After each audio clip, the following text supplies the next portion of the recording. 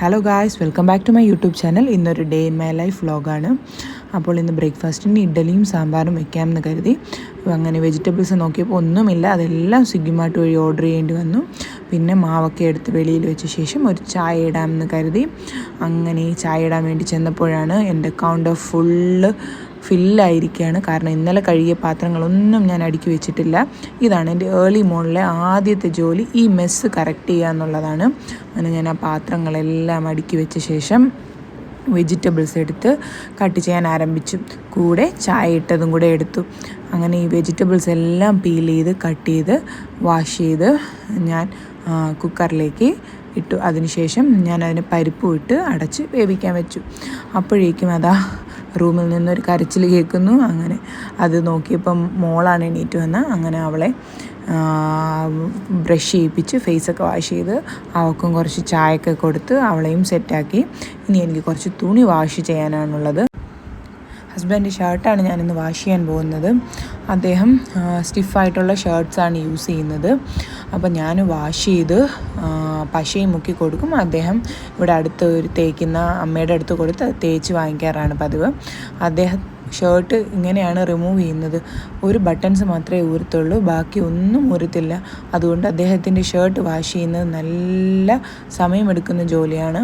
അങ്ങനെ അതെല്ലാം wash ചെയ്യാനിട്ട് powder ഇട്ട് ഞാൻ ഈ മെഷീൻ ക്ലോസ് ചെയ്ത് ഓണാക്കി.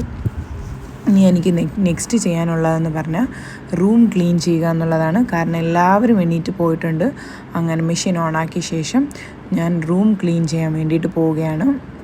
അപ്പോൾ കംഫർട്ടറെല്ലാം അങ്ങനെ കിടക്കുകയാണ്. ഞാൻ അതെല്ലാം എടുത്ത് മടക്കി വെച്ച്, ഇത് മോളുടെ കംഫർട്ടറാണ്, അതും മടക്കി വെച്ച്. പിന്നെ അവളിപ്പം ഡയപ്പർ ഇല്ലാതെയാണ് സ്ലീപ്പ് ചെയ്യുന്നത്. അതൊരു പ്രൊട്ടക്ഷന് വേണ്ടിയിട്ട് ഞാൻ ആ മാറ്റൂടെ വിരിക്കാറുണ്ട്. അങ്ങനെ ഷീറ്റൊക്കെ ജസ്റ്റ് ഒന്ന് കറക്റ്റ് ചെയ്ത ശേഷം എനിക്കിനി അടുത്ത പണിയുണ്ട്. തലേദിവസം കഴുകിയ ഡ്രസ്സുകളൊന്നും ഞാൻ മടക്കിയിട്ടില്ല. എല്ലാം അങ്ങനെ സെറ്റിൽ കൊണ്ട് വെക്കുകയായിരുന്നു. ഇനി അതിൽ കുറേ ഷർട്ട് കഴുകിയതുണ്ടായിരുന്നു. അതെല്ലാം ഇനി ഒരു കവറിൽ പാക്ക് ചെയ്ത് ഹസ്ബൻഡ് പോകുമ്പോൾ കൊടുത്തു വിടണം. അദ്ദേഹത്തിന് തേക്കാൻ കൊടുക്കാനാണ്. ഇനി അത് കഴിഞ്ഞ് സാമ്പാറിൽ കുറച്ച് പണിയും കൂടെ ബാക്കിയുണ്ട്. കടുക് വറുത്ത് മസാലയും കൂടെ ചേർക്കണം. അപ്പോൾ അതെല്ലാം ചെയ്ത ശേഷം എനിക്ക് വിശന്നു. ഞാൻ തന്നെ ആദ്യം ഫുഡും കഴിക്കുകയുണ്ടായി. അങ്ങനെ അതിനുശേഷം മോക്കും ഫുഡ് കൊടുത്ത ശേഷം ഞാൻ പിന്നെ ചോറിനായിട്ടുള്ള പ്രിപ്പറേഷൻ തുടങ്ങി. പ്രഷർ കുക്കറിലാണ് ഞാൻ വെക്കുന്നത്. അരിയിട്ട് ഉപ്പിട്ട് അതിനെ അടച്ച് വെച്ചു. പിന്നെ ഇന്നത്തെ ബാക്കിയുള്ള കറി എന്ന് പറഞ്ഞാൽ ചക്ക കറിയും ഉള്ളിയുടെ ഇലയുടെ തോരനുമാണ്. പിന്നെ മീൻകറിയുണ്ട്. മീൻകറിയുടെ വീഡിയോ എടുക്കാൻ ഞാൻ മറന്നുപോയി. അത് കഴിഞ്ഞ ശേഷം ഞാൻ 2 ട്രിപ്പ് തുണി ഇതിൻ്റെ ഇടയിൽ വാഷ് ചെയ്തിട്ടുണ്ടായിരുന്നു. ഒരു ട്രിപ്പ് അദ്ദേഹത്തിൻ്റെ ഷർട്ട്സ് ഞാനെല്ലാം ഹാങ് ചെയ്താണ് ഇടാറ്. ബാക്കിയുള്ള ഒരു ട്രിപ്പ് ഞാൻ ഈ സ്റ്റാൻഡിലാണ് വിരിക്കുന്നത്. ഈ സ്റ്റാൻഡ് വളരെ യൂസ്ഫുള്ളായിട്ടുള്ള സ്റ്റാൻഡാണ്.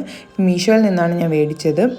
ഇനി അതിനുശേഷം ഈ സ്റ്റാൻഡിനെ ഞാൻ ബാൽക്കണിയിലാണ് വെക്കാറുള്ളത്.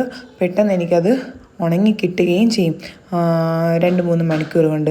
അപ്പോൾ ഇതാണ് ഇന്നത്തെ എൻ്റെ ഡേ ഇൻ മൈ ലൈഫ്. ഇനി നെക്സ്റ്റ് വീഡിയോയിൽ കാണുന്നത് വരെ tata bye bye, see U.